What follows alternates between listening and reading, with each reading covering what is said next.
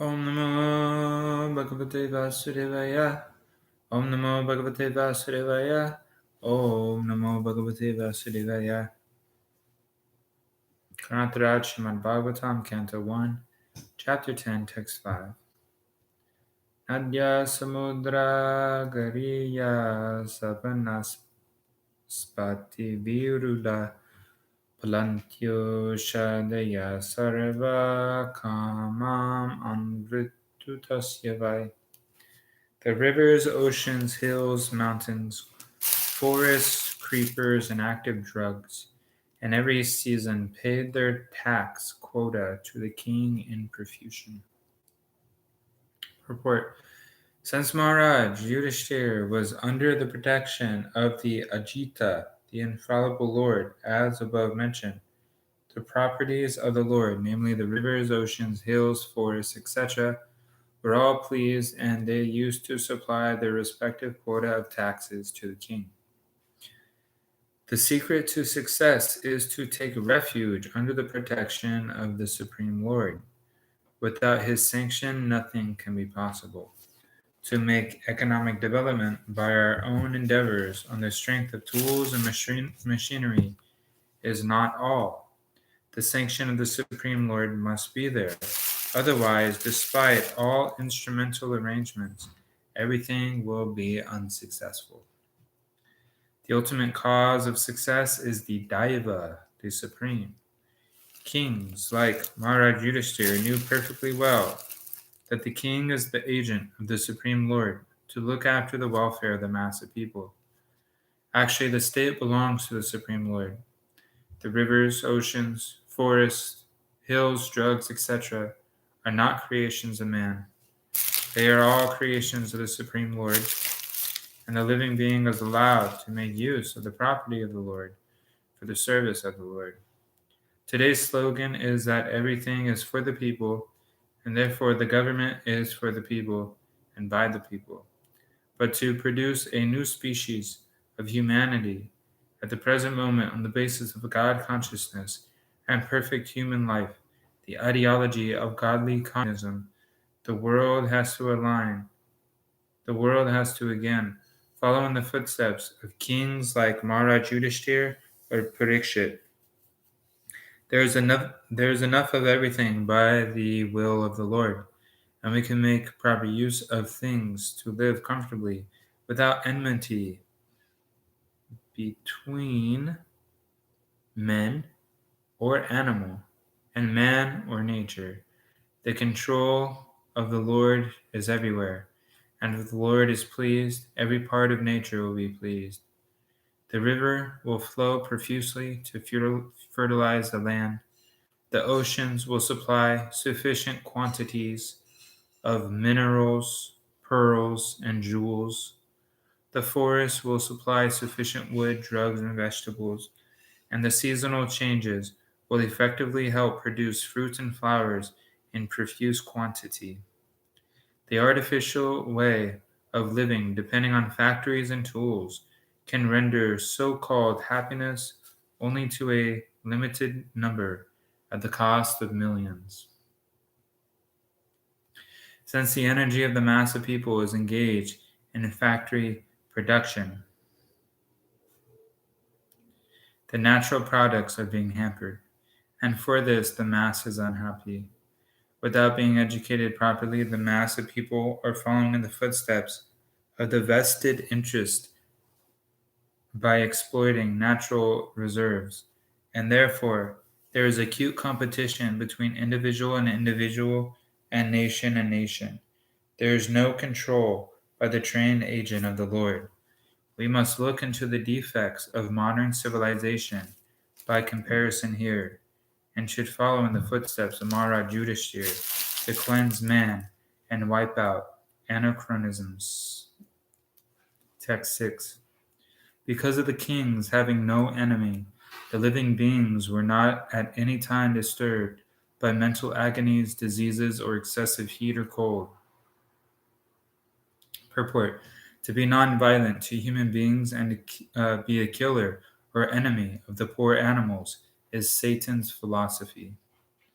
In this age, there's enmity toward poor animals, and therefore the poor creatures are always anxious. The reaction of the poor animals is being forced on human society, and therefore there is always the strain of cold or hot war between men, individually, collectively, or nationally. At the time of Maharaj Yudhishthira, there were no different nations, although there were different subordinate states. The whole world was united, and the supreme head, being a trained king like Yudhishthira, kept all the inhabitants free from anxiety, diseases, and excessive heat and cold. They were not only economically well to do, but also physically fit and undisturbed by supernatural power, by enmity from other living beings, and by disturbance of bodily and mental agonies. There's a proverb in Bengali that a bad king spoils the kingdom and a bad housewife spoils the family. This truth is applicable here also, because the king was pious and obedient to the Lord and sages, because he was no one's enemy, and because he was a recognized agent of the Lord and therefore protected by him. All the citizens under the king's protection were, so to speak, directly protected by the Lord and his authorized agents.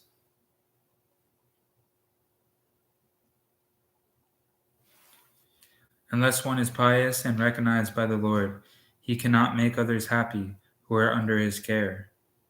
There is full cooperation between man and God, and man and nature, and this conscious cooperation between man and God and man and nature, as exemplified by King Yudhishthira, can bring about happiness, peace, and prosperity in the world. The attitude of exploiting one another, the custom of the day, will only bring misery. Text 7. Sri Hari, Lord Sri Krishna, resided at Hastinapur few months to pacify his relatives and please his own sister Subhadra. Purport: Krishna was to start for Dwarka, his own kingdom, after the battle of Kurukshetra and Yudhishthira's being enthroned, but due to oblige the request of Maharaj Yudhishthira. And to show special mercy to Bhishmadev, Lord Krishna stopped at Hastinapur, the capital of the Pandavas. The Lord decided to stay especially to pacify the aggrieved king, as well as to please Subhadra, sister of Lord Sri Krishna. Subhadra was especially to be pacified because she lost her only son, Abhimanyu, who was just married. The boy left his wife, Uttara, mother of Maharaj Parikshit. The Lord is always pleased to satisfy his devotees in any capacity. Only his devotees can play the parts of his relatives. The Lord is absolute. Text 8. Afterwards, when the Lord asked permission to depart, and the king gave it, the Lord offered his respects to Maharaj Yudhishthira by bowing down at his feet, and the king embraced him. After this, the Lord, being embraced by others and receiving their obeisances, got into his chariot. Purport: Maharaj Yudhishthira was the elder cousin of Lord Krishna, and therefore, while departing from him, the Lord bowed down at the king's feet. The king embraced him as a younger brother, although the king knew perfectly well that Krishna is the Supreme Personality of Godhead. The Lord takes pleasure when some of his devotees accept him as less important in terms of love. No one is greater than or equal to the Lord, but he takes pleasure in being treated as younger than his devotees. These are all transcendental pastimes of the Lord. The impersonalist cannot enter into these supernatural roles played by the devotee of the Lord. Therefore, Bhima and Arjuna embraced the Lord because they were the same age, but Nakula and Sahadev bowed down before the Lord because they were younger than he. Text 9 and 10. At that time, Subhadra, Draupadi, Kunti, Uttara, Gandhari, Dhritarashtra, Yuyutsu, Kripacharya, Nakula, Sahadev, Bhimasena, Domya, and Satyavati all nearly fainted because it was impossible for them to bear separation from Lord Krishna. Purport. Lord Sri Krishna is so attractive for the living being, especially for the devotees, that it is impossible for them to tolerate separation. The conditioned soul, under the spell of illusory energy, forgets the Lord, otherwise he cannot. The feeling of such separation cannot be described, but it can simply be imagined by devotees only. After his separation from Vrindavan and the innocent rural cowherd boys, girls, ladies, and others, they all felt shock throughout their lives, and the separation of Radharani, the most beloved cowherd girl, is beyond expression. Once they met at Kurukshetra during the solar eclipse, and the feeling which was expressed by them is heart-rending. There is, of course, a difference in the qualities of the transcendental devotees of the Lord, but none of them who have ever contacted the Lord by direct communion or otherwise can leave him for a moment.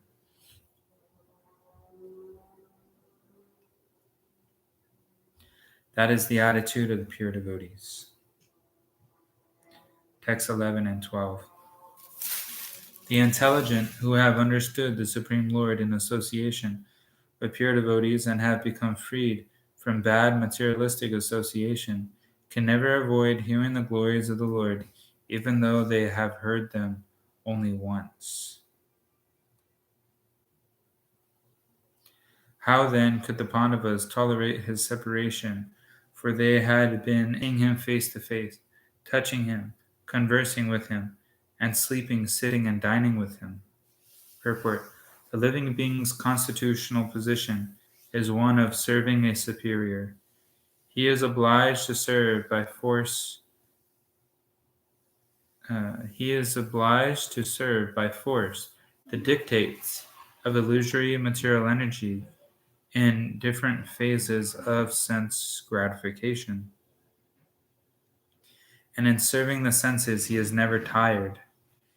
Even though he may be tired, the illusory energy perpetually forces him to do so without being satisfied.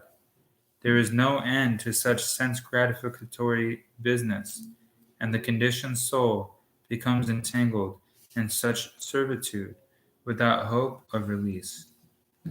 The release is only effected by association with pure devotees. By such association, one is gradually promoted to consciousness. Thus he can know that his eternal position is to render service unto the Lord, and not to the perverted senses, in the capacity of lust, anger, desire, to lord it over, etc.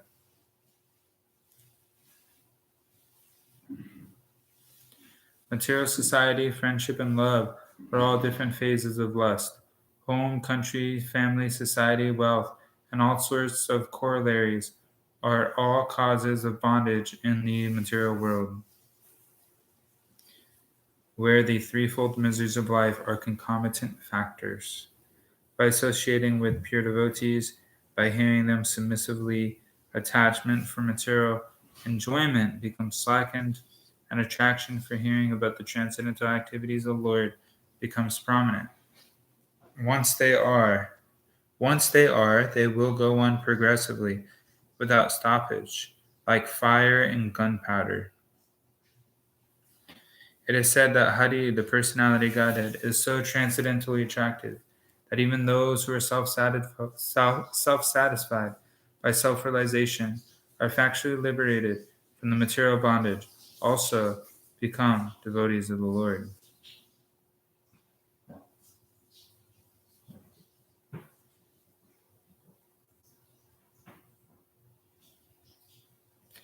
Under the circumstances, it is easily understood what must have been the position of the Pandavas, who were constant companions of the Lord. They could not even think of separation from Sri Krishna, since the attraction was more intense for them because of continuous personal contact.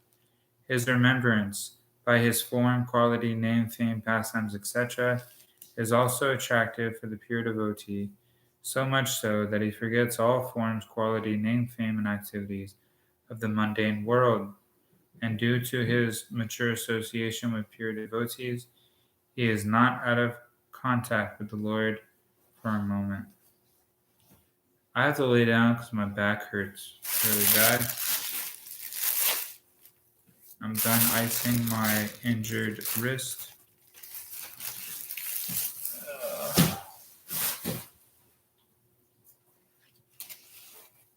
So just give me a second here.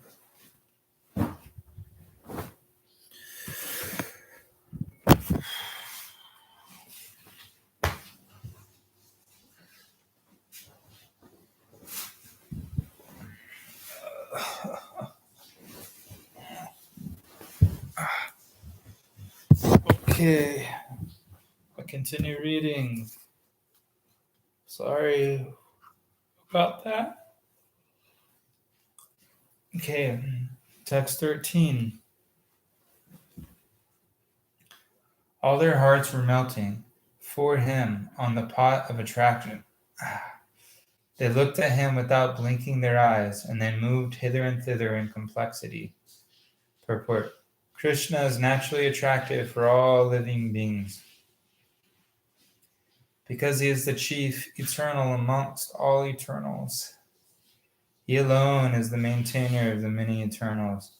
This is stated in the Katha Upanishad, and thus one can obtain permanent peace and prosperity by revival of one's eternal relation with him, now forgotten under the spell of Maya, the illusory energy of the Lord. Once this relation is slightly revived, the conditioned soul at once becomes freed from the illusion of material energy and becomes mad after the association of the Lord. This association is made possible not only by personal contact with the Lord, but also by association with his name, fame, form, and quality. Srimad Bhagavatam trains the conditioned soul to the stage of perfection by submissive hearing from pure devotees. Text 14. The female relatives whose eyes were flooded with tears out of anxiety for Krishna came out of the palace. They could stop their tears only with great difficulty. They feared that tears would cause misfortune at the time of departure. Purport. There are hundreds of ladies in the palace of Hastinapur. All of them were affectionate to Krishna. All of them were relatives also. When they saw that Krishna was going away from the palace for his native place, they were very anxious for him, and as usual, tears began to roll down their cheeks. They thought, at the same time, that tears at that moment might be a cause of misfortune for Krishna. Therefore, they wanted to check them. This was very difficult for them, because the tears could not be checked. Therefore, they smeared their tears. Therefore, they smeared their tears in their eyes, and their hearts throbbed. Therefore, ladies who were the wives and daughters-in-law of those who died in the battlefield never came in direct contact with Krishna, but all of them heard of him and his great activities, and thus they thought of him, talked of him, his name, fame, etc., and because affection and became affectionate also, like those who are in direct contact. Therefore, directly or indirectly, anyone who thinks of Krishna, talks of Krishna, or worships Krishna becomes attached to him.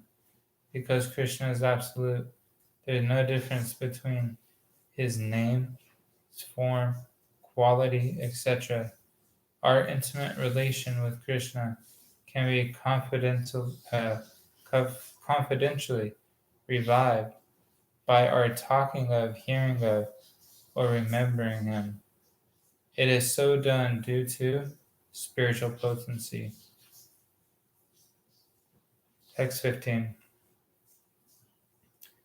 While the Lord was departing from the palace of Hastinapur, different types of drums, like the mridanga, dola, nagra, dunduri, and dundubi, and flutes of different types, the veena, gomuka, and beri, all sounded together to show him honor.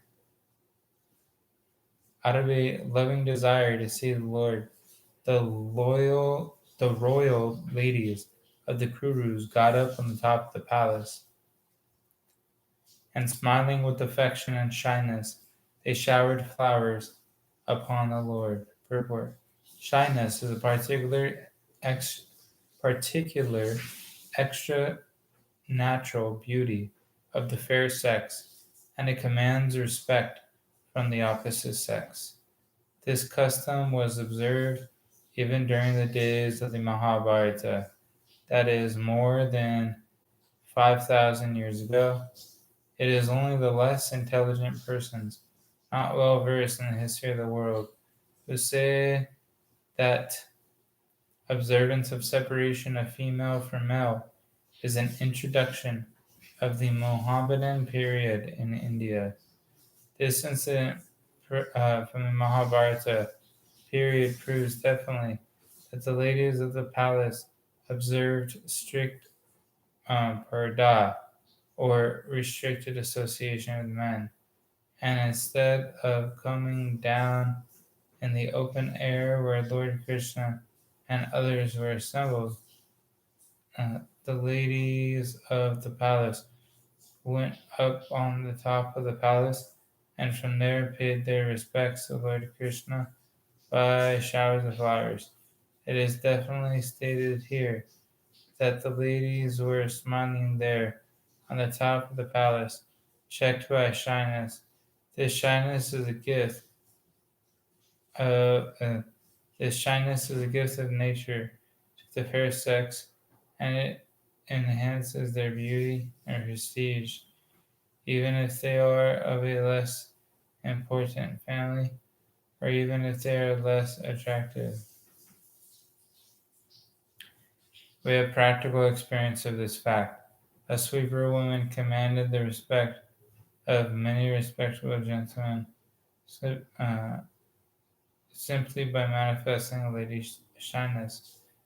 Half-naked ladies on the street did not command any respect, but a shy sweeper's wife commands respect from all.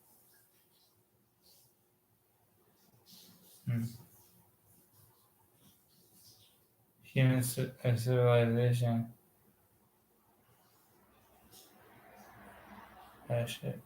Human civilization, as conceived of by the sages of India, is to help one free himself from the clutches of illusion. The material beauty of a woman is an illusion, because actually the body is made of earth, water, fire, air, etc. But because there is association of living spark with matter, it appears to be beautiful. No one is attracted by an earthen doll.